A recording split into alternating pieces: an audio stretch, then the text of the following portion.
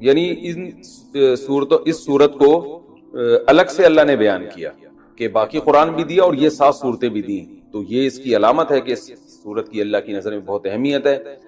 اور اللہ نے اس کی صفت یہ بیان کی، بار بار دہرائی جانے والی بار بار دہرائی جانے والی صورت، تو یہ بھی اس کی ایک فضیلت ہے کہ بار بار نمازوں میں دہرائی جاتی ہے۔ نماز میں قرآن کا کوئی بھی حصہ اتنا زیادہ پڑھا جاتا جتنی سورہ فاتحہ کو پڑھا جاتا ہے، تو بہت بڑی فضیلت ہے۔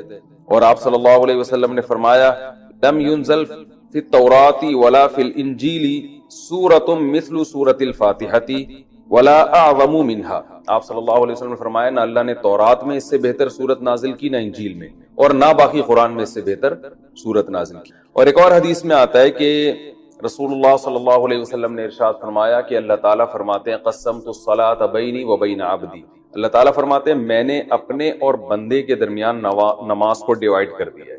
تو یہاں نماز سے مراد فاتحہ ہے، یعنی اس کی اتنی اہمیت ہے کہ اللہ نے فاتحہ کو نماز سے تعبیر کیا ہے۔ فرمایا کہ جب کوئی بندہ نماز میں کھڑا ہو کر کہتا ہے الحمدللہ رب العالمین، تو اللہ تعالیٰ فرماتے ہیں حمیدنی عبدی، میرے بندے نے میری حمد و ثنا کی، یعنی فرشتوں سے فخر سے کہتے ہیں۔ اور جب وہ کہتا ہے کہ الرحمن الرحیم، بڑا مہربان نہایت رحم کرنے والا، تو اللہ فرشتوں سے کہتے ہیں اثنا علی عبدی، میرا بندہ زبان سے میری تعریف کر رہا ہے۔ اور جب وہ کہتا ہے مالک یوم الدین، تو اللہ تعالیٰ فرشتوں سے کہتے ہیں مجدنی عبدی، دیکھو میرا بندہ میری بزرگی بیان کر رہا ہے۔ اور جب انسان، یہ تو وہ ہے جو اللہ یعنی اللہ کا حصہ ہے، یعنی حدیث میں آتا ہے نا میں نے نماز کو اپنے اور بندے کے درمیان ڈیوائیڈ کیا، تو کچھ حصہ میرا ہے اور کچھ بندے کا ہے، تو یہ والا تو میرا ہو گیا، یہ میری تعریفیں کر رہا ہے یہ۔ اور فرمایا کہ جب یہ کہتا ہے ایاک نعبد و ایاک نستعین، اے اللہ ہم تیری عبادت کرتے ہیں، تجھ سے مدد طلب کرتے ہیں، تو اللہ تعالیٰ فرماتے ہیں ھذا بینی و بین عبدی، کہ میرے اور بندے کے درمیان ایگریمنٹ ہے کہ یہ توحید پر قائم رہے گا۔ اور اب اس نے جب ایگریمنٹ کر لیا اور میری تعریفیں بھی کر دی، تو اب ولی عبدی ما سأل، اس کا حصہ کیا ہے کہ اب جو یہ مانگے گا اس کو ملے گا۔ تو اب یہ مانگے گا کیا، اللہ تعالیٰ ہم پہ چھوڑ دیتے، ہم الٹی سیدھی مانگنا شروع کر دیتے، تو اس لیے اللہ نے فرمایا کہ بڑی چیز مانگو خود، کیونکہ اللہ کی رحمت جوش میں ہے اور اللہ کو پتہ ہے کہ میں دعا قبول کروں گا، تو اس لیے اللہ نے اچھی دعا مانگنے کا ہمیں حکم دیا جو اہم تھی۔ اور حکم کیا دیا، اہدنا الصراط المستقیم، کہ اللہ تو ہمیں سیدھے راستے پر چلا، صراط الذین انعمت علیہم غیر المغضوب علیہم ولا الضالین۔ تو یہ اس طرح سے اللہ تعالیٰ نے فاتحہ کو 2 حصوں میں ڈیوائیڈ کیا ہے حدیث کے مطابق۔ اور حدیث میں آتا ہے صحیح مسلم میں عبداللہ بن عباس رضی اللہ عنہ سے مروی ہے کہ آپ صلی اللہ علیہ وسلم کے پاس جبریل علیہ السلام بیٹھے ہوئے تھے، اچانک آپ نے ایک زوردار آواز سنی جو اس سے پہلے کبھی نہیں سنی تھی۔ تو جبریل نے فرمایا کہ یہ ایک آسمان کا دروازہ ہے جو کھلا ہے، جو آج سے پہلے کبھی بھی نہیں کھلا تھا، اس سے ایک فرشتہ نازل ہوا ہے۔ اور فرشتے نے نازل ہو کر پھر نبی صلی اللہ علیہ وسلم کو خوشخبری سنائی اور فرمایا ابشر بنورین اوتیتہما لم یؤتہما نبی قبلک فاتحۃ الکتاب و خواتیم سورۃ البقرہ۔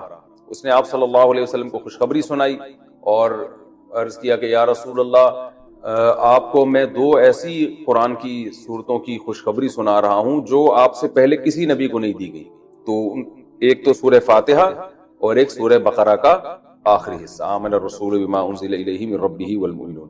تو یہ اس کے کچھ فضائل ہیں، اس سے معلوم ہوتا ہے کہ بہت بڑی فضیلت ہے۔ ایک فضیلت سورہ فاتحہ کی یہ بھی ہے کہ یہ دم میں بھی رقیہ کے کام آتی ہے۔ صحابی سے ثابت ہے کہ انہوں نے جن اتارا اور سورہ فاتحہ پڑھ کے ان پہ پھونک مارتے گئے اور وہ جن کے اثرات ختم ہوتے چلے گئے۔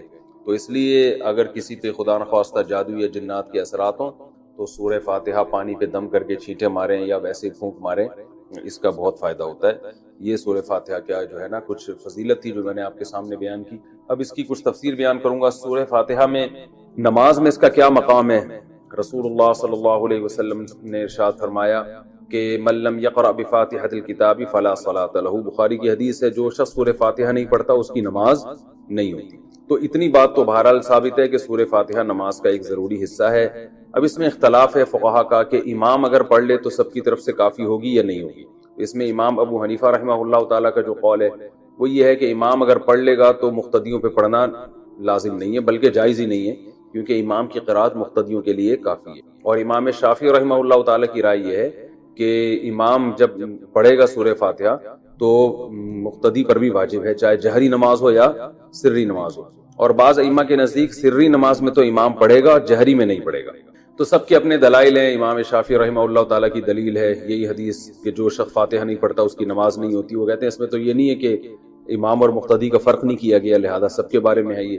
اور یہ جو آیت ہے قرآن مجید کی اذا قرئ القرآن فاستمعوا له، جب قرآن کی تلاوت کی جائے تو خاموشی سے سنو، تو وہ کہتے ہیں یہ جو ہے یہ جمعے کے خطبے کے بارے میں ہے، یہ اس کے بارے میں نہیں ہے نماز کے بارے میں، کیونکہ اس کے بارے میں تو صحیح حدیث میں آتا ہے کہ جو ہے وہ جب قرات کی جائے تو خاموشی سے، یعنی حدیث میں آتا ہے کہ جو فاتحہ نہیں پڑھتا اس کی نماز نہیں ہوتی.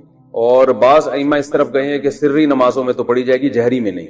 جہری میں کیوں نہیں پڑھی جائے گی؟ وہ کہتے ہیں قرآن کی آیت ہے جب قرآن پڑھا جائے تو خاموشی سے سنو. اور سری میں اس لیے پڑھی جائے گی کہ یہاں قرآن زور سے پڑھا ہی نہیں جا رہا تو خاموشی سے سننے کے بھی ہمیں حکم نہیں ہے، لہذا ہم جیسے چاہیں، یعنی ہم جو ہے وہ اسی حدیث پر عمل کریں گے جس میں آتا ہے جو فاتحہ نہیں پڑھتا اس کی نماز نہیں ہوتی. اور ایک حدیث میں یہ بھی ہے کہ صحابی نے پوچھا یا رسول اللہ ہم امام کے پیچھے ہوتے ہیں تو آپ نے فرمایا اقرا فی نفسک، کہ اس کو دل میں پڑھو فاتحہ کو اگر امام کے پیچھے بھی ہو. تو اس بیس پر بھی امام شافعی نے استدلال کیا کہ امام کے پیچھے بھی ہوں تو آپ کو فاتحہ پڑھنی چاہیے. جو امام حنیفہ کے دلائل ہیں وہ دوسری طرف ہیں. وہ پہلے تو قرآن کی آیت پیش کرتے ہیں کہ قرآن میں آتا ہے اذا قرئ القرآن فاستمعوا له وانصتوا، جب قرآن کی تلاوت کی جائے تو خاموشی سے سنو اور غور سے سنو اور خاموش رہو. تو وہ کہتے ہیں اس میں تو سورہ فاتحہ اور غیر فاتحہ دونوں داخل ہیں، لہذا جہری نمازوں میں تو سوال ہی پیدا نہیں ہوتا. باقی یہ جو حدیث ہے جس میں آتا ہے کہ صحابی نے کہا ہم امام کے پیچھے ہوتے ہیں تو آپ نے فرمایا صرف فاتحہ سورہ فاتحہ پڑھ سکتے ہو، تو کہتے ہیں یہ خبر واحد ہے اور یہ قرآن کی مقابلہ نہیں کر سکتی. قرآن تو متواتر ہے، تو قرآن میں جب صاف لفظوں میں منع کیا جا رہا ہے، اور خاص طور پر بعض صحابہ سے مروی ہے کہ وہ قسم اٹھا کے کہتے تھے کہ یہ نماز کے بارے میں نازل ہوئی ہے. تو ہم کہتے ہیں کہ نماز ہو یا جمعہ ہو سب کو شامل ہے. جب بھی قرآن سنانے کے لیے پڑھا جائے گا تو اس کا سننا واجب ہے. ایک ہوتا ہے کوئی اپنے طور پہ تلاوت کر رہا ہے، وہ تو اس کی مرضی ہے، اپنے طور پہ تلاوت کر رہا ہے، آپ سنیں نہ سنیں. ایک ہوتا ہے باقاعدہ کوئی محفل ہو جس میں سنایا جا رہا ہو، تو اس میں تو سننا بہرحال واجب ہے. تو سری نمازوں کے بارے میں امام حنیفہ کی جو حدیث ہے وہ بہقی کی حدیث ہے، من کان لہ امام فقراءۃ الامام لہ قراءۃ. حدیث میں آتا ہے جس شخص کا کوئی امام ہو تو امام کی قرات مقتدی کے لیے کافی ہے. اور ناصر البانی جو ہے نا علماء معاصرین میں سے، انہوں نے اس حدیث کو صحیح قرار دیا. تو دونوں طرف دلائل ہیں. اور یہ جو دلیل ہے کہ جو فاتحہ نہیں پڑھتا اس کی نماز نہیں ہوتی، تو صحیح مسلم کی حدیث میں آتا ہے کہ جو فاتحہ نہیں پڑھتا من لم یقرأ بفاتحۃ الکتاب فصاعدا، جو فاتحہ نہیں پڑھتا اور پلس سورت نہیں ملاتا اس کی نماز نہیں ہوتی. تو ہم کہتے ہیں پوری حدیث تو یوں کہ فاتحہ اور پلس سورت. تو جیسے سورت کے بارے میں آپ کہتے ہیں کہ جو امام کے پیچھے کھڑا ہے وہ سورت نہیں پڑھے گا، امام کی سورت اس کے لیے کافی ہو گئی، تو ایسے ہی فاتحہ کے بارے میں بھی ہے. رہا یہ مسئلہ کہ حدیث میں آتا ہے کہ جو فاتحہ نہیں پڑھتا نماز نہیں ہوتی، تو اس سے مراد ہے حقیقتاً بھی نہ پڑھے حکماً بھی نہ پڑھے. امام نے جب فاتحہ پڑھ لیا تو مقتدی پڑھنے والے ہی کہلائیں گے، کیونکہ حدیث میں خود آ گیا کہ جس کا امام ہے تو امام کی قرات مقتدی کے لیے کافی ہے. تو اس کا مطلب امام نے جب قرات کر لی مقتدی کی طرف سے وہ ہو گئی ہے، وہ مقتدی کو یوں ہی سمجھا جائے گا کہ وہ قرات کرنے والا ہے. تو یہ دلائل ہیں، دونوں طرف ہیں، اختلافی مسئلہ ہے. اس لیے جس بھی مجتہد کو فالو کریں، لیکن ایک کو فالو کریں، ایک فقہ کو فالو کرنا چاہیے. کبھی یہ جو کبھی اس رائے کو کبھی اس رائے کو، اس کی جو سنجیدہ علماء ہیں اور صدیوں سے جو علماء اہل افتاء فتویٰ دیتے ہیں وہ اس کی اجازت نہیں دیتے. وہ کہتے ہیں ایک کو فالو کریں باقی سب کو صحیح. یہ تو کچھ جلدی میں نے مختصراً اختلافی مسئلہ بیان کیا. باقی سورہ فاتحہ کی تفسیر کیا ہے؟ نبی یہ قرآن مجید کی وہ صورت ہے جو سب سے پہلے جس کو رکھا گیا ہے. نازل تو پہلے نہیں ہوئی ہے لیکن رکھا سب سے پہلے گیا اس کو. اس کی وجہ یہ ہے کہ ہم جب بھی قرآن کی ابتدا کریں تو سورہ فاتحہ سے کریں. فاتحہ کا معنی ویسے بھی کھول دینے والا، کھول دینے والی. یہاں سے گویا ابتدا ہو رہی ہے، قرآن کھل رہا ہے یہاں سے. تو اس صورت میں اللہ تعالیٰ نے اس کو تمہید بنایا ہے. جیسے ہر کتاب سے پہلے کچھ ایک تمہید ہوتی ہے نا، انٹروڈکشن ہوتا ہے، تو گویا یہ ایک قسم کی تمہید ہے. تو اللہ نے اس میں سب سے پہلے اپنا تعارف کروایا کہ الحمد للہ رب العالمین، تمام تعریفیں اللہ کے لیے ہیں جو تمام جہانوں کا پالنے والا. یہ جو للہ میں لام ہے نا، اس کو تخصیص والا لام بھی کہتے ہیں. گاڑی اردو ہے، سمجھ میں نہ آئے تو کوئی ایسی بات نہیں ہے. یوں سمجھ لیں کہ اسلام کا مطلب ہے تمام تعریفیں صرف اللہ کے لیے. یہ صرف بھی یہاں لگا ہوا ہے، یعنی جتنی بھی تعریفیں ہیں، سخاوت ہے، جود و سخا ہے، بہادری ہے، یہ جو بھی کمالات سمجھے جاتے ہیں، علم والا ہے، رحمت والا ہے، تو تمام تعریفیں حقیقت میں صرف کس میں پائی جاتی ہیں؟ اللہ میں. اگر انسانوں میں کوئی تعریف ہے تو اللہ کی دین سے ہے، اللہ کی عطا سے ہے، ورنہ حقیقت میں حقیقی تعریف کا مستحق تو صرف اللہ کی ذات ہے۔ تو اللہ نے اپنا تعارف کروایا رب العالمین، تمام جہانوں کا پالنے والا، اس لیے کہ جب تک آپ کے سامنے کتاب کے مؤلف کا انٹروڈکشن نہیں ہوگا آپ کتاب کو ویلیو نہیں دو۔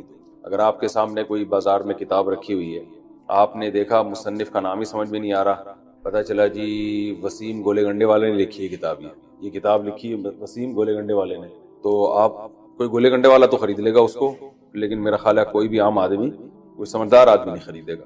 یار مجھے ذرا پانی تو پلاؤ، بہت سخت پیاس ہے۔ تو کوئی بھی پی سکتا ہے کہ دیکھو پیاس لگ رہی ہے نا، تو کوئی بھی خرید سکتا ہے اس کتاب کو، لیکن سمجھدار آدمی نہیں خریدے گا۔ تو یہ مصنف سے پتہ چلتا ہے تو یہ قرآن اللہ کی کتاب ہے، تو اس لیے اللہ نے اپنا تعارف کروایا۔ ایک اور تو اللہ نے تعارف کروایا یہ اس ذات کی کتاب ہے، الحمدللہ، تمام تعریفیں اللہ کے لیے ہیں، اور یہ جو جتنے بھی جہان ہے نا دنیا میں، کائنات ہے، ان سب کو نہ صرف بنانے والا ہے بلکہ پالنے والا ہے، سب کو چلا رہا ہے۔ جیسے میں نے مثال دی تھی نا، رب کہتے ہیں پالنے والے کو، تو باقاعدہ سب کی تربیت کر رہا ہے، سب کو کھلا رہا ہے، سب کو ایک نظام کے تحت چلا رہا ہے، تبھی پوری کائنات لاکھوں کروڑوں سالوں سے بچی ہوئی ہے۔ جزاک اللہ، الحمدللہ۔ تو پالنہار، پالنے والا، تبھی قرآن میں دوسرے مقام پر آتا ہے یمسک السماوات والارض ان تزولا، کہ اللہ نے زمین اور آسمان کو تھاما ہوا ہے اللہ تعالیٰ۔ وَلَئِن زَالَتَا، اگر اللہ ان کو نہ تھامے نا اور یہ اپنی جگہ سے زائل ہو جائیں تو اللہ کے علاوہ کوئی دوبارہ ان کو اسی ٹریک پہ نہیں لا سکتا۔ یہ نظام عالم بننے میں بھی اللہ کا محتاج ہے اور برقرار رہنے میں بھی اللہ کا محتاج ہے۔ تو اتنی بڑی ذات ہے جس کی کتاب ہے آگے جو تم پڑھو گے۔ الحمدللہ رب العالمین، العالمین عالم کی جمع ہے، عالم کہتے ہیں جہان کو، بہت سارے جہان ہیں۔ اب اس میں علماء کی مختلف آراء ہے، بھئی جہان اس اعتبار سے بھی ہیں کہ زمین ایک الگ دنیا ہے، آسمانوں کی ایک الگ دنیا ہے، پھر آسمان 7 ہیں، ہر 7 آسمان کی ایک الگ دنیا ہے، تو اس لحاظ سے اللہ نے بہت سارے جہان بتائے۔ اور بعض علماء کہتے ہیں اس لحاظ سے بہت سارے جہان ہیں کہ ایک جہان یہ دنیا کا ہے، ایک قبر کا ہوگا اور ایک آخرت کا ہوگا۔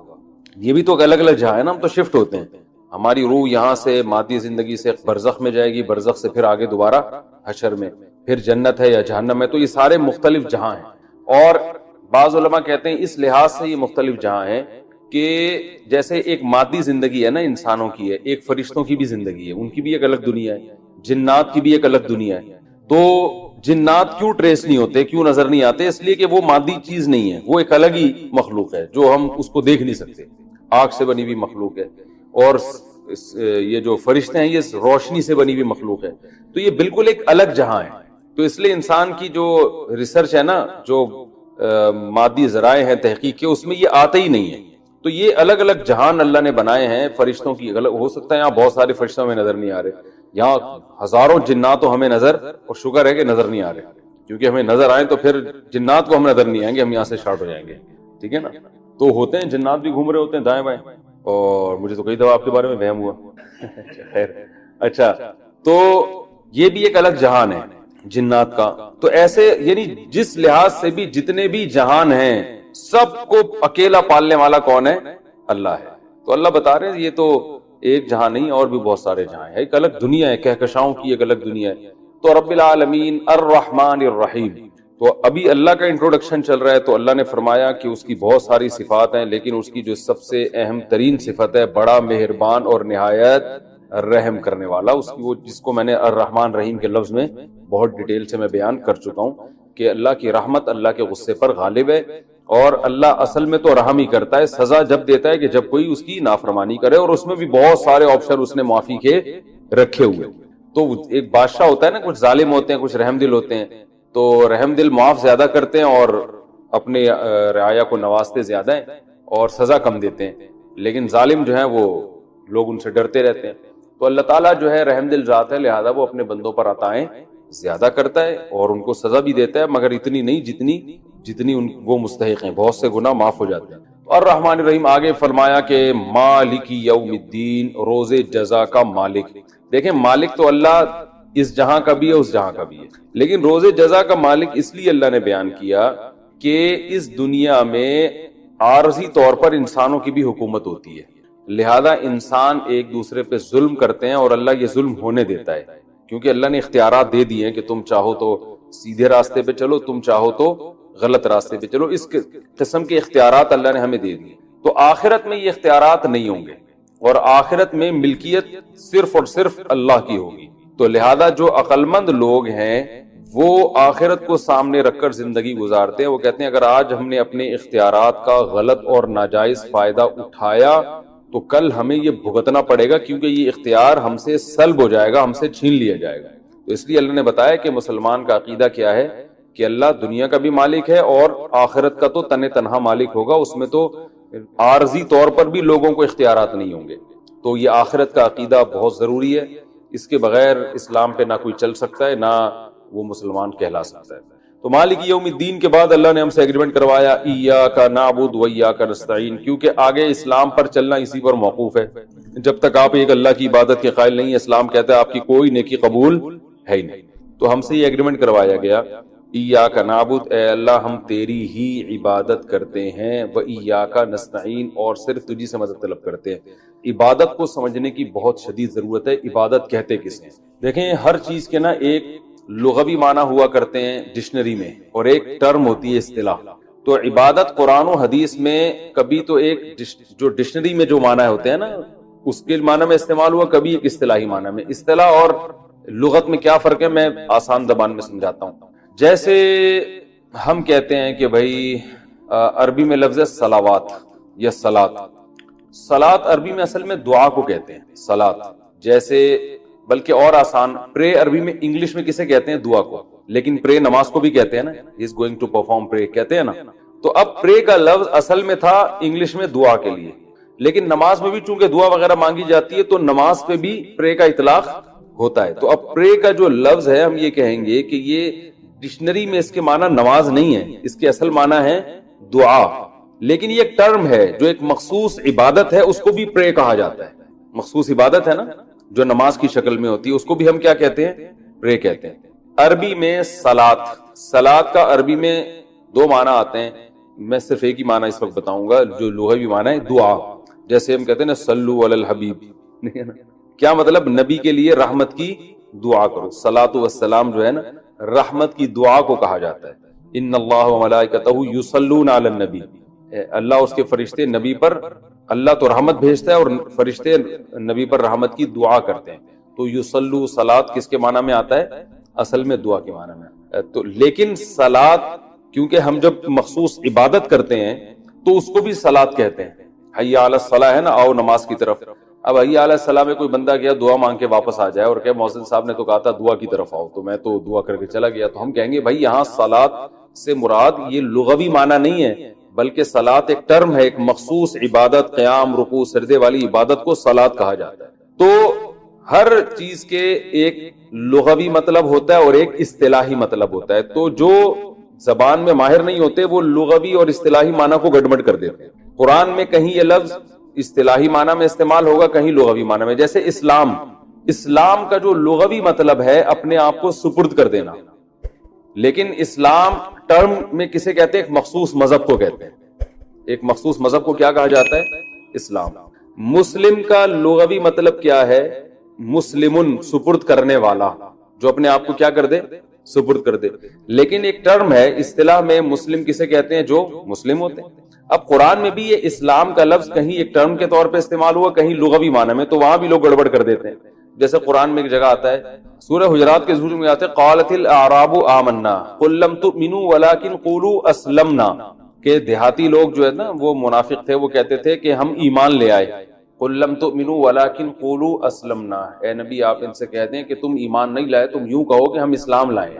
تو اب یہاں اسلام بھی نہیں لائے تھے نا اصل میں، تو یہاں اسلام کا معنی لغوی ہے، اصطلاحی اسلام نہیں ہے.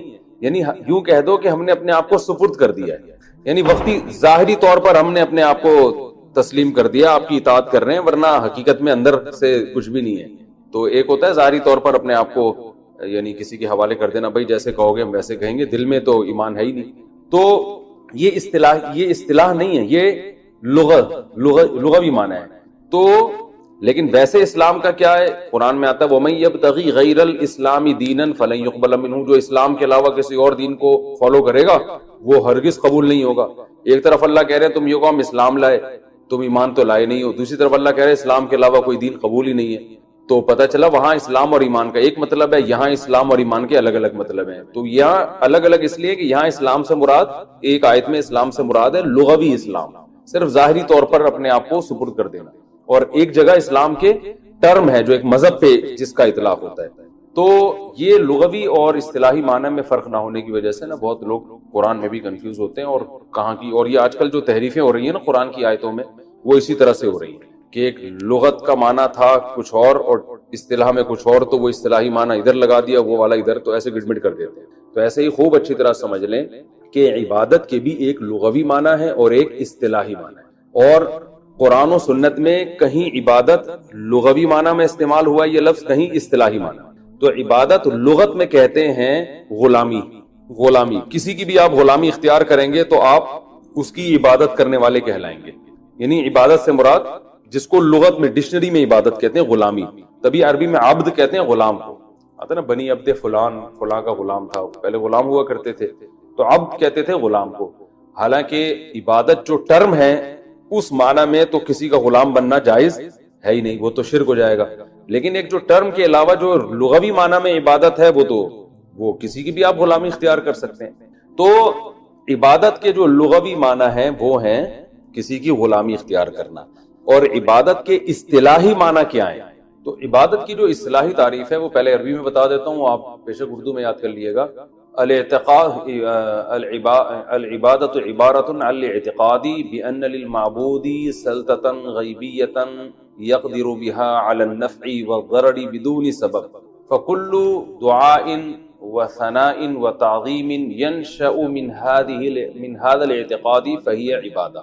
مشکل ہے, اردو میں سمجھاتا ہوں کہ آپ جب کسی کے بارے میں یہ کانسیپٹ ہو, آپ کا یہ عقیدہ ہو کہ فلاں ذات, چاہے وہ کوئی بھی ہو, فلاں ذات کو یہ قدرت اور طاقت حاصل ہے کہ وہ مجھے جب چاہے فائدہ اور جب چاہے نقصان پہنچا سکتا ہے, اور فائدہ اور نقصان پہنچانے کے لیے وہ کسی ریزن کا, سبب کا محتاج نہیں, لاجک نہیں چاہیے اس کو کوئی. کسی کے پاس بھی ایسی قدرت ہے تو جس کے بارے میں یہ نظریہ ہوگا کہ جس کو یہ قدرت حاصل ہے تو اس کی زبان سے یا اپنے باڈی سے اس عقیدے کے ساتھ جو تعظیم ہوگی یہ والی تعظیم عبادت کہلائے گی. سمجھ رہے ہیں؟ مثال کے طور پر آپ اپنے ابا کے سامنے دو زانوں بیٹھے ہوئے ہیں تمیز سے, یہ تعظیم ہے نا ابو کی. جیسے ہم نماز میں بیٹھتے ہیں نا ایسے احتیاط کی شکل میں آپ اپنے والد محترم کے سامنے ایسے تمیز سے بیٹھے ہوئے ہیں, جو کہ آج کل بیٹھنا لوگوں نے چھوڑ دیا ہے, لیکن آپ اتفاق سے تمیز سے بیٹھے ہوئے ہیں. اور آپ کا اپنے ابا کے بارے میں یہ خیال نہیں ہے کہ یہ جب چاہیں جیسے چاہیں مجھے فائدہ یا نقصان پہنچا سکتے ہیں, ظاہر ہے نہیں ہوتا. تو یہ تعظیم عبادت نہیں کہلائی, وہ جو اصطلاحی عبادت ہے جس کی وجہ سے شرک اور کفر کے فتوے لگتے ہیں. لیکن یہی ہم جب نماز میں اللہ کے سامنے ایسے ہی احتیاط میں ادب سے بیٹھتے ہیں تو یہی ہمارا عمل کیا کہلاتا ہے؟ عبادت, کہ ہم اللہ کی کیا کر رہے ہیں؟ عبادت. پھر جب زبان سے بھی ہم تعظیم کرتے ہیں, ہم زبان سے کہتے ہیں, جب دو زانوں بیٹھ کے ہم کیا کہتے ہیں؟ التحیات للہ والصلوات والطیبات کہتے ہیں نا. اب یہ زبان سے اللہ کی جو ہم تعریفیں کر رہے ہیں, یہی تعریفیں اگر ہم ابا کی زبان سے کرنا شروع کر دیں, ابا آپ بہت زبردست ہیں, ابا آپ بہت پیارے ہیں, ابا آپ نے بہت خدمت کی ہے, یعنی ہم لوگوں کا بڑا خیال رکھا ہے, تو یہ بھی تو تعریف ہے نا. لیکن یہ تعریف عبادت نہیں کہلائے گی. اس لیے نہیں کہلائے گی کہ یہ اس جذبے کے ساتھ نہیں ہے, اس میں اس طرح کی تعظیم نہیں ہے کہ آپ یہ سمجھ رہے ہو کہ یہ مجھے نفع اور نقصان پر قدرت سبب کے بغیر بھی رکھتے ہیں. یعنی نفع اور نقصان پر قدرت تو رکھتے ہیں, لیکن اتنی قدرت جتنی اسباب کے تحت ہو, کچھ کرنے میں کچھ کسی سبب کے محتاج ہیں یہ. اب ہندو جب بدھ کے سامنے جھکتا ہے نا تو وہ یہ سوچ کے جھکتا ہے, چاہے وہ تھوڑی سی گردن بھی جھکائے, اس کا یہ خیال ہوتا ہے کہ یہ بت میرا فلاں کام بنا دے گا, حالانکہ کام بنانے کے اسباب اختیار نہیں کرے گا. اس کو خدا نے, بھگوان نے کچھ ایسی طاقتیں دی ہیں کہ یہ اب ان طاقتوں کے ہوتے ہوئے کسی سبب کا محتاج نہیں ہے. یہ اولاد دے دے گا یا میری روزی بڑھا دے گا. حالانکہ جب آپ جو ہے وہ کسی سے کچھ مانگتے ہو تو وہ چل کے جائے, پولیس والوں سے بات کرے, پھر ان کو سمجھائے کہ بھائی اس کا جو ہے وہ اس کے قیدی جیل میں ان کو چھوڑ دو, یا اس کا کاروبار نہیں چل رہا تو اس کو حکومت سے کہے اس کا ٹیکس کم کر دو. کوئی بھی اسباب ہم اختیار کرتے ہیں نا. جب انسان سے مدد مانگتے ہیں, ڈاکٹر سے کوئی شادی شدہ جوڑا جا کے کہتے ہیں اولاد نہیں ہو رہی تو دمائیں دے گا وہ, لیکن بت کے پاس جب آپ جاتے ہیں، پتھر کے بنے ہوئے بت کے پاس، اس سے اولاد مانگتے ہیں، تو آپ کا یہ نظریہ ہوتا ہے کہ آپ یہ سمجھتے ہیں کہ یہ کچھ کرنے میں کسی سبب کا محتاج نہیں۔ تو اس جذبے سے جب کسی کو پکارا جائے، کلو دعاء و ثناء، اس جذبے سے جب کسی کو مدد کے لیے پکاریں گے آپ، تو یہ مدد کے لیے پکارنا بھی عبادت۔ اس جذبے کے ساتھ جب آپ کسی کی زبان سے تعریف کریں گے، ثنا، تو یہ ثنا بھی عبادت کہلائے گی۔ اور اس جذبے کے ساتھ اب آپ کسی بھی طرح سے جب کسی کی تعظیم کریں گے، اس کو رسپیکٹ دیں گے، تو یہ رسپیکٹ دینا عبادت کہلائے گا۔ اسلام میں یہ عمل اللہ کے علاوہ کسی اور کے ساتھ جائز نہیں۔ سمجھ میں آ رہی ہے بات؟ تو یہ اصطلاح میں عبادت کا یہ مفہوم ہے۔ اب دیکھو، اگر کوئی رسول اللہ صلی اللہ علیہ وسلم کو مدد کے لیے پکارتا ہے کہ یا رسول اللہ آپ میری مدد کریں، تو وہ نبی کو جو پکار رہا ہے وہ اس نیت کے ساتھ کہ نبی میری مدد کریں گے بغیر کسی سبب کے۔ ظاہر ہے قبر میں سے اٹھ کے آنا اور کسی کے کام بنانا، یہ تو کوئی سائنٹیفک لاجک تو نہیں بنتی نا اس کی، تو اس لیے یہ پکار بھی عبادت ہے، اور اس کی بھی شریعت میں اجازت نہیں ہے۔ کسی پیغمبر کو بھی نہیں آپ پکار سکتے اس طریقے سے، تو یہ بھی کفر کہلائے گا، یہ عمل بھی کیا کہلائے گا؟ شرک کہلائے گا۔ بعض لوگ یہ کہتے ہیں کہ اللہ نے نبی کو اختیارات دیے ہیں، نبی ان اختیارات سے یہ کام کریں گے، تو قرآن میں جگہ جگہ اس کی نفی ہے کہ اللہ نے کسی کو اس قسم کے اختیارات نہیں دی، کیونکہ جو مشرکین بتوں کو پکارتے تھے نا، وہ یہ کہتے تھے کہ جو اوپر جو بھگوان ہے یا جو خدا ہے یا جو اللہ ہے، اس نے ان بتوں کو اختیارات دیے ہوئے ہیں۔ تو قرآن نے یہی کہا ہے کہ تمہارے پاس کیا دلیل ہے کہ اللہ نے ان کو اختیارات دیے ہیں؟ تو پتھر کی بنی ہوئی چیزیں، ان کو تو نہ چل سکتے ہیں، نہ ہاتھ سے کچھ پکڑ سکتے ہیں، تو کچھ بھی نہیں، کسی کو اللہ نے نہیں دی۔ اللہ نے اسباب سے ہٹ کے کام کرنے کا اختیار اللہ نے سارا اپنے پاس رکھا ہے، اس میں کسی پیغمبر کو، کسی فرشتے کو، کسی انسان کو شریک کیا ہی نہیں، یہ سب کچھ اللہ کے ہاتھ۔ تو اس لیے اصطلاح والی عبادت وہ اللہ کے علاوہ کسی اور کی جائز نہیں۔ ہاں ویسے ہم کہہ سکتے ہیں ہم نبی صلی اللہ علیہ وسلم کے غلام ہیں، اس لحاظ سے ہم سب عبد ہیں، اور عربی میں جو عورت ہوتی ہے وہ اس کو امہ کہتے ہیں۔ امہ کا مطلب جو باندھی ہو، جو عبد کا معنی غلام اور امہ کا معنی باندھی، تو یہ انسانوں کے بھی ہوتے ہیں۔ غلام تو کوئی بھی، ہم اپنے والدین کے غلام ہیں، کہتے ہیں نا ہم بھائی ہم جو ہے نا اپنے اساتذہ کے غلام ہیں، ہم بزرگوں کے غلام ہیں، تو یہ غلامی عبادت نہیں ہے، کیونکہ اس میں جب آپ کسی کی تعظیم، اور یہ تعظیم بھی عبادت نہیں ہے۔ آپ کسی بزرگ کے سامنے سجدہ بھی کر لو اگر، تو اس عمل کو عبادت نہیں کہیں گے۔ ہاں گناہ ضرور کہیں گے کہ شریعت نے اتنی بڑی تعظیم سے منع کیا ہے۔ بھئی تعظیم کی بھی کچھ حدود ہے نا، تمیز سے بیٹھ گئے دو زانوں، چلو کبھی پاؤں چومنا بھی سمجھ میں آتا ہے، لیکن آپ اس کے سامنے سر رکھ کے سجدہ کرو تو یہ عمل شرک نہیں کہلائے گا، بلکہ یہ عمل ناجائز تعظیم۔ شرک اس لیے نہیں کہلائے گا کہ آپ کا یہ عقیدہ تھوڑی ہے کہ آپ کی بگڑی بنا سکتا ہے، تو آپ جب اس کی تعظیم کر رہے ہو تو یہ تعظیم عبادت نہیں کہلائے گی، بس تعظیم برائے تعظیم کہلائے گی۔ اور اگر حدود سے تجاوز ہے اس تعظیم میں تو گناہ کہیں گے، شرک نہیں کہیں گے، گناہ کہیں گے، اسی وجہ سے کہ شریعت میں کسی اور کے سامنے سجدہ کرنے کی اجازت نہیں ہے۔ تو اس لیے علماء کہتے ہیں سجدے کی دو قسمیں ہیں، ایک وہ سجدہ جس سے انسان کافر ہو جاتا ہے، اور ایک وہ سجدہ جس سے کافر تو نہیں بلکہ گناہگار ہوتا ہے۔ تو جیسے قبروں کو یا بزرگوں کو کوئی اگر سجدہ کرتا ہے تو اگر عبادت کی نیت سے کرے گا تو کافر ہو جائے گا، صرف تعظیم کی نیت سے کرے گا تو کافر نہیں ہوگا۔ تو وہ فرق کیا ہے عبادت کی نیت اور تعظیم میں؟ بھائی عبادت میں یہ جذبہ ہوتا ہے کہ یہ جو ہے نا میری بگڑی بنا سکتا ہے، یہ اس کو اختیارات حاصل ہیں، یہ مجھے روزی دے سکتا ہے، مجھے اولاد دے سکتا ہے، اس جذبے کے ساتھ سجدہ کریں گے تو کافر ہو جائیں گے۔ اور اس جذبے سے کے بغیر ویسے ہی کسی کی عقیدت محبت میں آ کے آپ اس کے سامنے زمین پہ سر رکھ دیتے ہو تو یہ عمل گناہ کبیرہ تو ہے، مگر اس سے انسان کافر نہیں ہوتا، کیونکہ کافر ہوتا ہے غیر اللہ کی عبادت سے، اور یہ عمل عبادت نہیں۔ تو یہ عبادت خوب اچھی طرح سمجھ گئے نا عبادت کا مطلب کیا ہے۔ تو اب عبادت کے مختلف ارکان ہیں، مختلف اقسام ہیں کہ کون کون سی تعظیمیں ہیں جو لوگ کر رہے ہیں مختلف، وہ میں بتاتا ہوں۔ پہلے میں عبادت کا جو لغوی معنی ہے اس معنی میں بھی قرآن میں عبادت کا لفظ استعمال ہوا ہے، جیسے قرآن میں آتا ہے وَمَا خَلَقْتُ الْجِنَّ وَالْإِنسَ إِلَّا لِيَعْبُدُونَ، میں نے انسان اور جنات کو اس لیے بنایا تاکہ وہ میری غلامی کریں۔ تو یہاں عبادت سے اصطلاحی عبادت مراد نہیں ہے، بلکہ کیا ہے؟ لغت میں غلامی۔ تو ہماری پیدائش کا بنیادی مقصد یہ تھا کہ جو اللہ کہے ہم اس پر عمل کریں، لہذا اللہ جب عبادت کا کہے گا تو ہم عبادت کریں گے، جب عبادت سے منع کرے گا تو ہم منع ہو جائیں گے۔ اب دیکھیں جب عبادت سے منع کرے گا تو ہم رک جائیں گے تو وہ عمل بھی عبادت کہلائے گا، حالانکہ ہم عبادت نہیں کر رہے۔ مثال کے طور پر اللہ نے سورج نکلتے ہوئے سجدہ کرنے سے منع کیا. سورج جب نکل رہا ہو تو ہم نماز نہیں پڑھ سکتے, تو نماز پڑھنے سے منع کیا نا.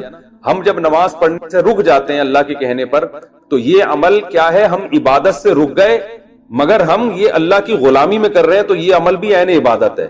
تو اب یہ کیسے ہو سکتا ہے کہ ایک کام عبادت ہو بھی اور نہیں بھی ہو؟ تو بھائی عبادت اصطلاحی لحاظ سے تو یہ عبادت نہیں ہے. اصطلاح میں جس پہ عبادت کہتے ہیں نا, وہ عمل نہیں کر رہے, لیکن لغت میں جس کو عبادت کہتے ہیں غلامی, وہ کر رہے ہیں, کیونکہ ہم اللہ کی غلامی میں سردے سے بچ رہے ہیں. نہیں آ رہی میرا خیال ہے بات آ رہی.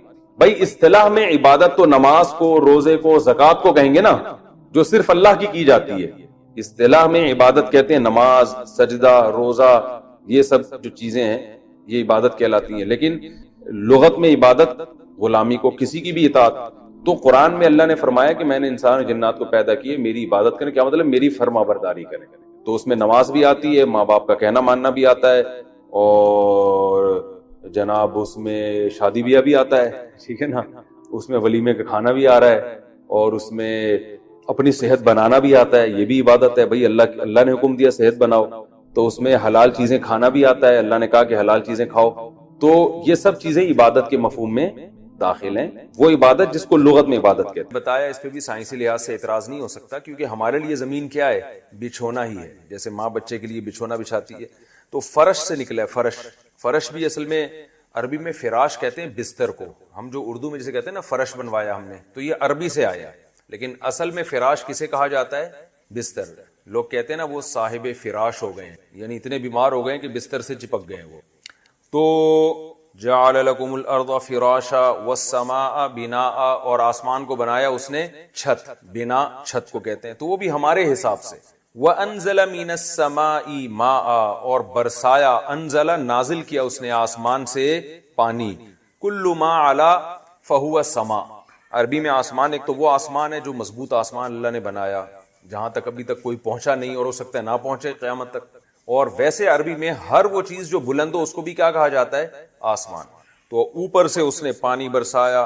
فَأَخْرَجَ بِهِ مِنَ الثَّمَرَاتِ, فا کا معنی پھر, اخرجا نکالا, اکرما کی طرح اخراج کیا, بھی اس پانی کے ذریعے, من الثمرات بہت سے پھلوں کو. ثمرہ کسے کہتے ہیں؟ پھل. ثمرہ کہتے ہیں پھل کو, اس کی جمع ثمرات. تبھی ہم کہتے ہیں نا یہ اس کا ثمر ہے, یہ اس چیز کا ثمر ہے, کہتے ہیں نا اردو میں بھی یہ لفظ گاڑی اردو میں استعمال ہوتا ہے. رزقا لکم, بطور رزق تمہارے لیے. ثمرات پیدا کیے اس نے تمہارے لیے بطور رزق. فلا تجعلوا, پس لا تجعلوا یہ نہیں ہے, لا تجعلوا جیسے لا تضربوا مت مارو, لا تجعلوا مت بناؤ, للہ اللہ کے لیے, اندادا, انداد جمع ہے ند کی. ند کہتے ہیں ہم مثل کو, کسی کے برابر, کسی کے ہم پلہ, اس کی جمع آتی ہے انداد. تو اللہ فرماتے ہیں اس اللہ کے لیے شریک نہ ٹھہراؤ. وَأَنْتُمْ, اور تم, تعلمون جانتے بھی ہو, یعنی تم جانتے بھی ہو کہ یہ کام ٹھیک نہیں. اگر غور و فکر کرو گے تو تمہیں اندازہ ہو جائے گا یہ کام ٹھیک نہیں ہے. وَإِن, اور اگر, کنتم, ہو تم, کنتم بہت دفعہ آ چکا ہے, میں اس کو مزید نہیں تفصیل میں جاؤں گا. اور اگر ہو تم, فی ریبن, شک میں ہو, آیا تھا نا شروع میں لا ریب فیہ, تو ریب کا معنی کیا ہوتا ہے؟ شک. اور اگر تم شک میں ہو, مما, مما اصل میں تھا من ما, من الگ اور ما الگ. اگر تم ہو مما نزلنا, اس چیز سے شک میں ہو, نزلنا جو ہم نے نازل کی ہے. انزلنا بھی قرآن میں آتا ہے, نزلنا بھی قرآن میں آتا ہے. نزل ینزل تنزیلا, سبح یسبح تسبیحا. باپ کا فرق ہے, اس کے معنی میں کیا فرق آتا ہے؟ انزال اصل میں کہتے ہیں ایک دم کسی چیز کو نازل کرنا, اور تنزیل کہتے ہیں آہستہ آہستہ نازل کرنا. تو قرآن کی بعض آیتیں ایک دم نازل ہو گئیں, کچھ صورتیں آہستہ آہستہ. تو اس لیے قرآن میں قرآن کے لیے تنزیل کا لفظ بھی آیا ہے اور انزال کا لفظ بھی آیا ہے, انزلنا بھی آیا اور نزلنا بھی آیا. نزلنا علی عبدنا, اگر تمہیں شک ہے اس کلام سے جو ہم نے نازل کیا, علی عبدنا اپنے بندے پر, یعنی نبی صلی اللہ علیہ وسلم پر, تو تمہیں تردد ہے, فأتو بسورۃ, فأتو اصل میں تھا ائتیو, اضربو کی طرح. کیا تھا؟ ائتیو. اتا یا یاتیو کا معنی ہوتا ہے آنا, جب اس کے بعد با آ جائے نا تو اس کا معنی بن جاتا ہے لانا. جیسے اتیتو میں آیا, اور اگر میں کہوں اتیتو بہی تو اس کا معنی میں اس کو لایا. سمجھ رہے ہو؟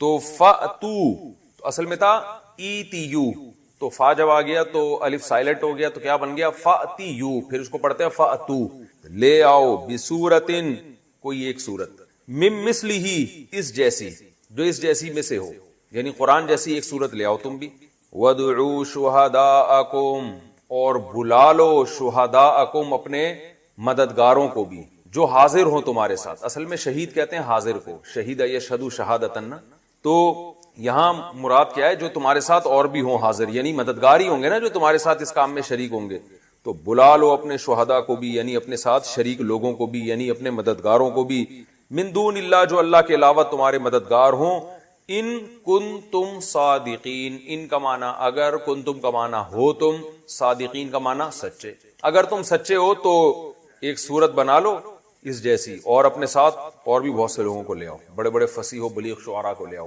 فَإِن لَمْ تَفْعَلُوا، فا کا معنی پھر، ان کا معنی اگر، لم تفعلوا تم نے یہ کام نہیں کیا، اگر تم یہ کام تم نے نہیں کیا، آگے یہ ان شرط ہے نا، جب بھی ہم ان کا لفظ استعمال کرتے ہیں جس کو اردو میں اگر کہتے ہیں، انگلش میں اف کہتے ہیں، تو آگے جزا بھی آتی ہے نا، بھائی اگر میں نے یہ کیا تو یہ ہوگا، یہی ہوتا ہے نا، تو ان جب شرط کے لیے آتا ہے تو اس کے آگے اس کی جزا ہوتی ہے، تو شرط کیا ہے، ان لم تفعلوا اگر تم یہ کام نہیں کر سکو، فاتقوا النار تو میں بتا رہا ہوں نا جزا کیا ہے، فاتقوا النار تو ڈرو اس آگ سے، تو یہ پورا جملہ ہے، درمیان میں اللہ نے ایک لفظ لگا دیا، اس کو جملہ معترضہ کہتے ہیں اصطلاح میں، کہ کلام کچھ اور چل رہا ہے، درمیان میں اس سے ہٹ کے ایک آپ بات درمیان میں رکھ دیں، جیسے دیکھو میں ایک بات کرتا ہوں نا کہ بھائی اگر تم دوپہر، اگر گھر میں آدمی کہتا ہے اگر میں دوپہر جلدی گھر میں آ گیا تو بیگم سے کہتا ہے میں لنچ گھر میں کروں گا، یہ پورا ایک سینٹنس ہو گیا نا، اگر میں نے یہ کیا تو یہ ہوگا، تو یہ پورا ایک جملہ ہے، فَإِن لَمْ تَفْعَلُوا اگر تم یہ کام نہ کر سکو، قرآن جیسا قرآن نہ بنا سکو، فَاتَّقُوا النَّارَ تو پھر آگ سے ڈرو، پھر کس سے ڈرو، آگ سے ڈرو، درمیان میں اللہ نے ایک جملہ رکھ دیا، یہ چونکہ یہ اصطلاح بہت استعمال ہوگی، اس کو کہتے ہیں جملہ معترضہ، جس کا پہلے اور بعد والے جملے سے براہ راست تعلق نہیں ہوتا، ایک الگ بات ہوتی ہے، انسان درمیان میں لگا دیتا ہے، وہ اس میں کوئی حکمت ہوتی ہے۔ اس کی مثال ایسے جیسے میں کہہ رہا ہوں گھر والوں سے، میں کہہ رہا ہوں بھائی اگر میں دوپہر جلدی گھر میں آ گیا، ویسے میں آؤں گا نہیں تو میں لنچ گھر میں ہی کروں گا، درمیان میں میں نے کہہ دیا نا جملہ، یا بھائی اگر کیا ہوتا ہے کہ جی کشمیر کا مسئلہ فار ایگزامپل 5 سالوں کے اندر حل ہو گیا تو کشمیر میں سکون ہو جائے گا، لیکن درمیان میں آدمی کیا کہہ دیتا ہے، ہوگا نہیں، یہی ہے نا، تو یہاں بھی اللہ نے فرمایا فَإِن لَمْ تَفْعَلُوا اگر تم یہ کام نہ کر سکو، درمیان میں اللہ نے کیا فرمایا، وَلَن تَفْعَلُوا ویسے ہم تمہیں بتا دیں کر سکتے نہیں ہو، لن تفعلوا ہرگز نہیں کر سکتے، لن یضربا ہرگز نہیں مارے گا، تو ولن تفعلوا ہرگز نہیں کر سکو گے، لیکن ہم ایک فرض کر لیتے ہیں اگر تم یہ کام نہیں کر سکے، فاتقوا النار تو پھر اس آگ سے ڈرو، یعنی کیا مطلب، قرآن پر پھر ایمان لے کر آؤ اور اس کو فالو کرو، نہیں فالو کرتے تو فاتقوا النار ڈرو، یعنی تم نہ تو اس جیسا قرآن بنا سکتے ہو اور پھر ایمان بھی نہیں لے کر آ رہے، تو فاتقوا النار ڈرو اس آگ سے، یعنی بچنے کی کوشش کرو اس آگ سے، التی وہ آگ، وقودها جس کا ایندھن، الناس انسان ہیں، والحجارہ اور پتھر ہیں، اعدت للکافرین جو تیار کی گئی ہے انکار کرنے والوں کے لیے، اعدت اصل میں تھا اعدیدت، ازربت اکرمت، اکرم یکرم، اعدد یعدد، اس کا معنی ہوتا ہے تیار کرنا، قرآن میں آتا ہے نا اعدوا لهم ما استطعتم من قوہ، اعددوا تھا اصل میں، جتنی قوت تم اسلام دشمنوں کے خلاف اختیار کر سکتے ہو کرو، یعنی اپنی فوجی طاقت کو بڑھاؤ، اپنے ملک کے ڈیفنس کو بڑھاؤ، تو اللہ نے فرمایا اعددت تو پڑھا جاتا ہے اعدت، اس کو تیار کیا گیا ہے للکافرین، کس کے لیے، کافروں کے لیے، اس آگ سے ڈرو تو، وبشر اور خوشخبری دے دیں، بشر سبح یسبح، اس کا امر کیا آتا ہے، سبح، امر بنانے کا طریقہ بار بار بتا سکتا ہوں نا، یسبح کے حرف عطین کو انہی شروع میں یا کو ہٹا دیں تو سبح بن جائے گا، وبشر الذین آمنوا اور خوشخبری سنا دیں ان لوگوں کو جو ایمان لائے، وعاملوا الصالحات اور نیک اعمال کیے انہوں نے، صرف ایمان کافی نہیں ہے، کس چیز کی خوشخبری سنا دیں، ان لہم کہ بے شک ہے ان کے لیے، جنات باغات، گھنے باغات، جنت کسے کہتے ہیں، گھنے باغات کو، اس کی میں پورا ڈیفائن کر چکا ہوں، تجری من تحتہا بہتی ہیں اس کے نیچے الانہار نہریں. نہر کی جمع انہار. نہر عربی میں دریا کو کہتے ہیں, یاد رکھیں. ہم اردو میں نہر کہتے ہیں دریا سے جو چھوٹی چھوٹی نہریں نکالی جاتی ہیں اس کو نہر کہتے ہیں اردو میں, لیکن عربی میں نہر پورے دریا کو کہا جاتا ہے. تو دریا بہتے ہیں ان کے نیچے. کلما جب بھی, کلما جب بھی, روزقو رزق دیے جائیں گے وہ لوگ, زوریبو کی طرح پیسو وائس ہے نا, زوریبو مارے گئے وہ, تو روزقو ان کو رزق دیا جائے گا, منہا اس جنت میں سے, من ثمرتن کسی بھی پھل میں سے, رزقن بطور رزق کے, بطور رزق کے جب بھی اس جنت میں سے کوئی پھل ان کو دیا جائے گا, قالو تو وہ کہیں گے ھذا الذی, ھذا کب بولا جاتا ہے, ہاتھ سے اشارے کے وقت نا, بالکل سامنے کوئی چیز ہو, ھذا الذی یہ تو وہی ہے, رزقنا جو ہم کو بطور رزق دیا گیا تھا, ضربنا کی طرح پیسو وائس, من قبل پہلے بھی, یعنی دنیا میں بھی ہمیں یہ رزق, یہ تو وہی چیزیں ہمیں دی جا رہی ہیں. کیوں یہ کہیں گے, اللہ فرماتے ہیں وَأُتُوا بِهِ, یہ جملہ معترضہ آ گیا نا, وَأُتُوا بِهِ, اتو اصل میں تھا اتیو, اتیو ضربو کی طرح, آتایا یاتیو آنا, اور آتایا یاتیو بشیء لانا, کسی چیز کو لانا, تو اتیو بِهِ لایا جانا, ٹھیک ہے نا. تو اتیو کو پڑھا جاتا ہے اتو, وَأُتُوا بِهِ, اور وہ چیز ان کو دی جائے گی, جو بھی جنت کا پھل ہے نا وہ ان کو دی جائے گی, متشابہا, اس طور پر کہ وہ متشابہ ہوگی. متشابہ کا معنی مشابہ ہے, یعنی سیم اسی شکل کی ہوگی جیسی دنیا میں ہوتی. اس لیے وہ یہ بات کہیں گے کہ یار یہ تو وہی آم ہے, وہ تو یہ وہی خربوزہ ہے, یہ تو وہی تربوز ہے. وَلَهُمْ فِيهَا, اور ہوگا ان کے لیے, فیہا اس جنت میں, ازواجن زوج کی جمع, زوج عربی میں شوہر کو بھی کہتے ہیں بیوی کو بھی کہتے ہیں. دیکھیں زوج اصل میں جوڑے کو کہتے ہیں نا, پیئر کو. زوج کسے کہتے ہیں, جو بھی پیئر, تو عورت کے مقابلے میں مرد ہے, مرد کے مقابلے میں عورت. تو یہاں مراد لیڈیز ہیں, عورتیں ہیں. وجہ اس کی کیا ہے کہ آگے مطہرتن آ رہا ہے, پاکیزہ, صحیح ہے نا. اور ویسے بھی دوسری آیتوں سے پتا چلتا ہے کہ مرد کو تو بیویاں زیادہ ملیں گی, عورت کو زیادہ شوہر نہیں ملیں گے, وہ ایک عدد میاں ملے گا اس کو, صحیح ہے نا. یا تو وہ وہاں سے کوئی نیا والا ملے گا یا یہی پرانا والا ملے گا. اگر پرانا والا ملے گا تو ریپیئرنگ ہوگی اس کی, اور پھر انشاءاللہ ڈینٹنگ پرنٹنگ کا اچھا کام ہوگا, صحیح ہو جائے گا. تو یہ قرآن کی دوسری آیتوں سے پتہ چلتا ہے. اس کی وجہ کیا ہے, پھر وہ بات کی بات ہے. وَلَهُمْ فِيهَا أَزْوَاجٌ, اور ہیں ان کے لیے, فیہا اس جنت میں, ازواجن بیویاں, مطہرتن پاکیزہ. ابھی تو میں صرف لفظی ترجمہ رٹوا رہا ہوں نا آپ لوگوں کو, پھر تفسیر بیان کروں گا انشاءاللہ. وَهُمْ فِيهَا خَالِدُونَ, سب سے مزے کی بات کیا, اور وہ رہیں گے اس میں, خالدون, خلود ہمیشگی کو کہتے ہیں, ہمیشہ اس جنت میں رہیں گے. ان اللہ, بے شک اللہ تعالی, لا یستحیی, حیا محسوس نہیں کرتا, عار محسوس نہیں کرتا. حیا, یستحیی حیا سے نکلا ہے, استحیاء استخراج کی طرح. تو یستحییو یستخرجو, اس کو پڑھا جاتا ہے یستحیی. اللہ حیا محسوس نہیں کرتا, ان یضربا, کہ وہ بیان کرے. ضرب یضربو کا معنی مارنا بھی ہوتا ہے اور مثال بیان کرنا بھی ہوتا ہے. کہتے ہیں نا ضرب مثل کہتے ہیں نا, ضرب الامثال, تو مثال بیان کرنا بھی. ان یضربا مثلاً, کہ اللہ بیان کرے کوئی مثال, ماں کوئی بھی. ماں کا لفظ عربی میں اتنے سارے معنی میں آتا ہے کہ ماں کا لفظ کبھی کبھار اس لیے بھی آتا ہے کسی چیز میں عموم پیدا کرنے کے, کہ یضربا مثلا ماں, کہ اللہ حیا نہیں کرتا اس بات سے کہ وہ بیان کرے مثال, مثلا کوئی مثال, ماں کوئی بھی مثال بیان کرنے سے اللہ حیا نہیں کرتا, بشرطے کہ وہ موقع کی مثال ہو. بعوزتن, مچھر کیوں نہ ہو, بعوزہ عربی میں مچھر کو کہتے ہیں. فما, پس ماں وہ چیز, فوقہا, جو مچھر سے بھی اوپر کی ہو. یعنی اللہ حیا نہیں کرتا مثال بیان کرنے سے, کوئی بھی مثال ہو, چاہے مچھر کی ہو, فما فوقہا, یا پھر فا کا معنی پھر اس سے اونچی چیز ہو. تفسیر میں انشاءاللہ اس کی کو ڈیفائن کروں گا, اس سے بھی اوپر کی چیز ہو, اللہ بیان کرنے سے حیا نہیں کرتا. فَأَمَّا الَّذِينَ آمَنُوا, بہرحال, اما کا معنی بہرحال, وہ لوگ جو ایمان لائے ہیں, فَيَعْلَمُونَ, وہ جانتے ہیں, أَنَّهُ الْحَقُّ, کہ یہ مثال برحق ہے, مِن رَبِّهِمْ, اپنے ان کے رب کی طرف سے.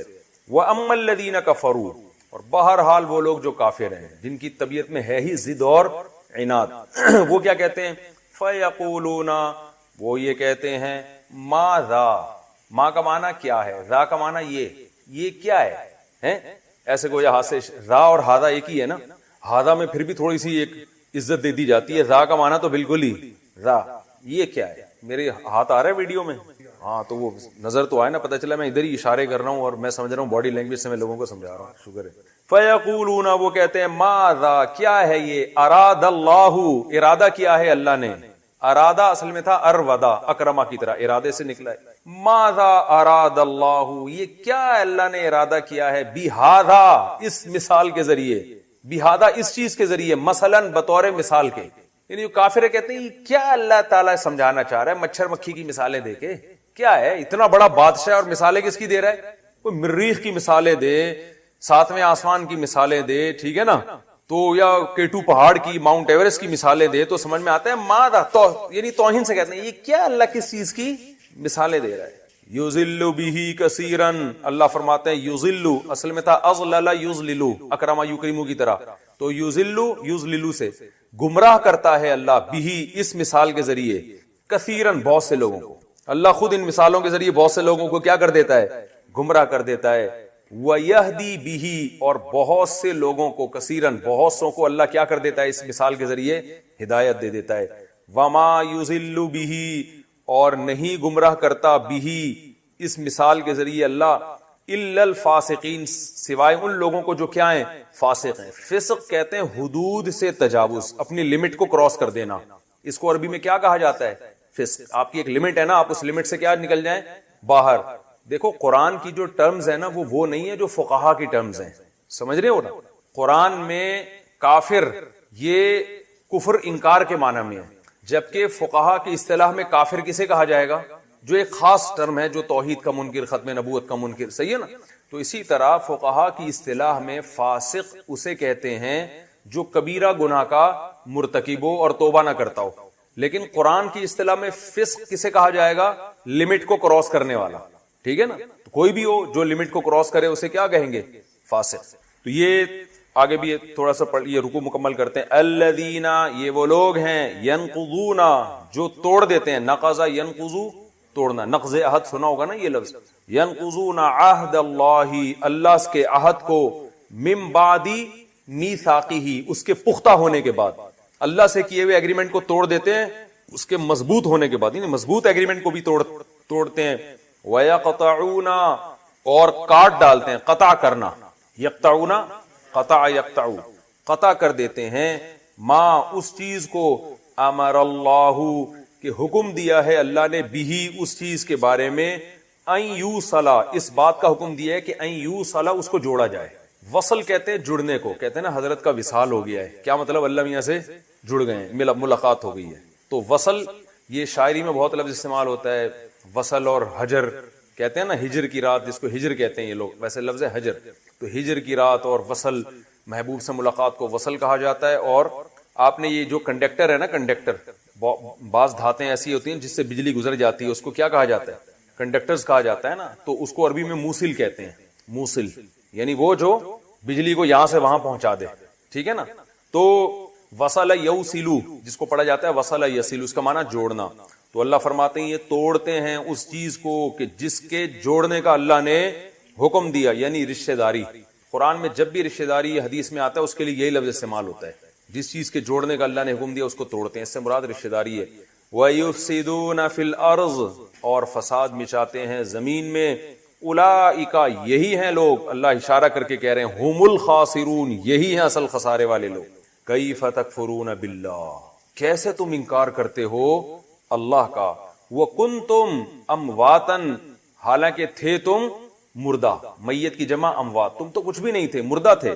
فاحیاکم، اس نے تمہیں زندہ کیا. احیا، احیا، اکرما کی طرح، اس نے تمہیں پیدا کیا، زندگی دی.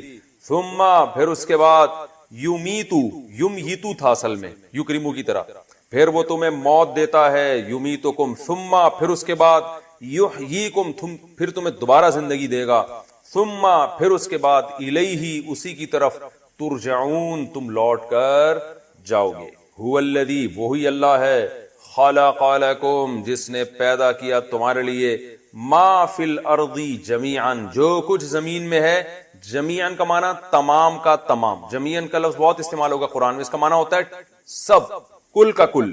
ثم استوى، پھر وہ متوجہ ہوا، الی السماء کس کی طرف؟ آسمان کی طرف، فسواہن سویا یسویو تسبیۃ، سبح یسبح، استوا جو ہے نا اکتسبہ کی طرح ہے، فسوا سویا اس نے برابر کر دیا، ہن ان آسمانوں کو، سبع سماوات سات آسمانوں میں، سبع کہتے ہیں سات کو، سماوات آسمان کی، یعنی ایک کے ساتھ آسمان بنا دیے اس نے، وَهُوَ بِكُلِّ شَيْءٍ عَلِيمٌ اور وہ ہر چیز کو جاننے والا ہے۔ یہ رکوع ہمارا ترجمے کے حساب سے کمپلیٹ ہوا۔ ٹائم کتنا ہے بھائی؟ میرے پاس واچ رکھی ہوتی تھی، مجھے ٹائم پتہ چلتا رہتا تھا، اس سے اندازہ نہیں ہوگا۔ 17 منٹ باقی ہیں۔ دیکھیں ابھی تک جو ہم نے سورہ بقرہ کے پچھلے رکوع میں پڑھا تھا وہ کیا تھا؟ اللہ نے منافقین کی اور جو کافر ہیں ان کی مثالیں دی تھی کہ یہ اندھیروں میں ڈوبتے ہیں، بجلی چمکتی ہے تو چلتے ہیں، یعنی ایسے کنفیوز لائف ہوتی ہے ان کی، ڈرتے بھی ہیں، خوف بھی رہتا ہے ہر وقت، اتنا خوف کے کانوں میں انگلیاں ٹھوس دیتے ہیں۔ تو یہ ان کی قسم پرسی کی حالت اللہ نے بیان کی۔ وہ بیان کرنے کے بعد قرآن اپنے اصل مدعا کی طرف آتا ہے۔ جیسے ہم بھی جب کسی کو نصیحت کرتے ہیں نا تو درمیان میں بہت سارے اعتراضات کے جوابات دیتے دیتے پھر ہم اصل ٹاپک کی طرف آ جاتے ہیں۔ تو یہاں بھی قرآن ان مثالوں کے بعد منافقین کی کیفیات، اہل ایمان کی علامتیں بیان کی کہ غیب پر ایمان رکھتے ہیں، نمازیں قائم کرتے ہیں، وہ تمام کچھ بیان کرنے کے بعد قرآن اپنے اصل دعوے کی طرف آ گیا۔ یا ایھا الناس، اے لوگو۔ میں جب تراویح میں قرآن پڑھتا ہوں نا جب یہ ہم 2 رکوع مکمل کر کے اس آیت پہ پہنچتا ہوں، مزہ بہت آتا ہے کہ وہ قرآن پوری تمہید کے بعد اپنے اصل ٹاپک پر آیا، یا ایھا الناس، اے لوگو، اعبدوا ربکم، اپنے رب کی عبادت کرو۔ یہی اسلام میں اور باقی تمام مذاہب میں اور جو ملحد لوگ ہیں ان میں فرق ہے کہ اسلام آپ کو مکمل غلام بناتا ہے کس کا؟ اللہ کا۔ تو اللہ فرماتے ہیں اعبدوا، عبادت کرو، غلامی کرو۔ عبادت کی پوری تفصیل میں سورہ فاتحہ میں بیان کر چکا ہوں کہ عبادت کو ڈکشنری میں اس کے کیا مطلب ہے، شریعت کی اصطلاح میں اس کا کیا مطلب ہے۔ قرآن میں کہیں عبادت غلامی کے معنی میں آئے گا، کہیں اس ٹرم کے طور پر استعمال ہوگا، صحیح ہے نا۔ جب ڈکشنری میں ہم عبد کا معنی دیکھتے ہیں غلامی، تو وہ کسی کی بھی جائز ہے، ماں باپ کے بھی غلام بن سکتے ہیں، ہم سب نبی صلی اللہ علیہ وسلم کے بھی غلام ہیں، اللہ کے بھی غلام ہیں۔ لیکن جو ٹرم ہے نا عبادت کی، جو میں بتا چکا ہوں، آپ سورہ فاتحہ کے لیکچر میں دیکھنا، اس کی عربی میں تعریف، پھر اردو میں تعریف، وہ صرف اللہ کی جائز ہے، اللہ کے علاوہ کسی اور کی جائز نہیں ہے، سمجھ رہے ہو۔ وہ اگر اللہ کے علاوہ کسی اور کی وہ والی غلامی اختیار کرو گے تو کافر ہو جاؤ گے، مشرک ہو جاؤ گے۔ وہ صرف اللہ کی جائز ہے، تو یہاں وہ والی غلامی مراد ہے جو صرف اللہ کے لیے جائز ہے۔ اس کی تفصیل میں بہت ڈیٹیل سے بیان کر چکا ہوں سورہ فاتحہ میں۔ یا ایھا الناس، اے لوگو، اعبدوا ربکم، غلامی اختیار کرو اپنے رب کی، الذی خلقکم، جس نے تمہیں پیدا کیا۔ باقی غلامی کیسے اختیار ہوگی؟ نماز کے ذریعے، زکوٰۃ کے ذریعے، حج کے ذریعے اور روزوں کے ذریعے، اور جتنے بھی اللہ کے احکام ہیں ان کو پورا کر کے، یعنی مکمل اللہ کو فالو کرو۔ اور وہ اللہ، اب اللہ اپنا تعارف کروا رہا ہے، جس نے تمہیں پیدا کیا، کیونکہ اتنا مشکل حکم دیا جا رہا ہے تو انسان اس کے لیے ذہنی طور پر آمادہ نہیں ہوتا۔ تو اللہ فرماتے ہیں آمادہ ہو جاؤ، کیونکہ ہم تمہیں جس کی غلامی کا حکم دے رہے ہیں وہ ہے جس نے تمہیں پیدا کیا ہے۔ بھائی خود سے تھوڑی پیدا ہوئے ہو، تمہیں بھی اور تمہارے باپ دادا کو بھی۔ والذین من قبلکم لعلکم تتقون، اس غلامی سے تم کیا بن جاؤ گے؟ متقی۔ جن متقیوں کے لیے جنت کے وعدے ہیں ان کی فہرست میں داخل ہو جاؤ گے۔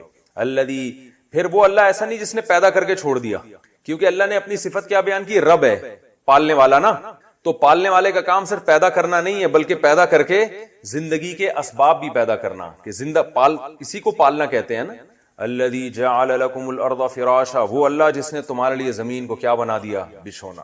والسماء بناء، آسمان کو چھت بنا دیا۔ اور پھر بھی اتنا ہی نہیں، بلکہ انزل من السماء ماء، اور آسمان سے اس نے برسایا پانی۔ دیکھو بارش ہو رہی ہے نا باہر تیز، تو یہ سب اللہ کی رحمتیں ہیں، زمین کو زندگی مل رہی ہے۔ انزل من السماء ماء، آسمان سے برسایا پانی، فاخرج به من الثمرات، اور پھر اس سے نکال دیے طرح طرح کے پھل۔ ان تمام چیزوں میں سے کسی چیز کی آپس میں کوئی مناسبت نہیں ہے، سارے کام عجیب عجیب ہو رہے ہیں۔ پانی کو دیکھو، زمین اور کھاد اور مٹی کو دیکھو، اور اس سے لہاتی ہوئی فصلوں کو دیکھو، پانی اور مٹی کا کوئی جوڑ نہیں۔ پھر مٹی سے جو آم، خربوزے، تربوز پیدا ہو رہے ہیں، بالکل الگ چیز پیدا ہو رہی ہے۔ تو پانی میں سب کچھ ہے جس سے سب کچھ پیدا ہو جاتا ہے۔ رزقا لکم، تمہارے رزق کے طور پر۔ رزق کہتے ہیں انسان کو زندگی گزارنے کے لیے، یہ رزق کی ڈیفینیشن خوب اچھی طرح یاد رکھیں، بار بار میں نہیں بتاؤں گا۔ رزق کسے کہتے ہیں؟ رزق روٹی کو نہیں کہتے عربی میں یا قرآن کی اصطلاح میں۔ رزق کا مطلب ہوتا ہے زندگی گزارنے کے لیے جو ضروری لوازمات ہیں